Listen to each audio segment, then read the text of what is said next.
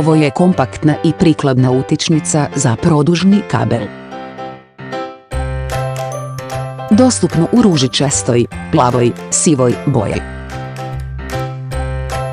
S prekidačem napajanja. 3 USB priključka za punjenje.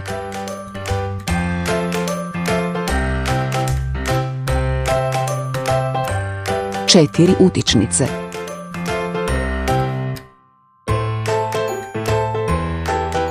Ovo je okrugla prijenosna utičnica produžnog kabela.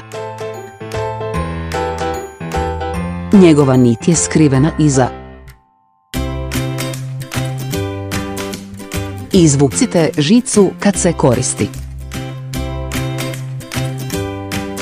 S prekidačem za napajanje i 2 USB utičnice. Jednostavan za korištenje.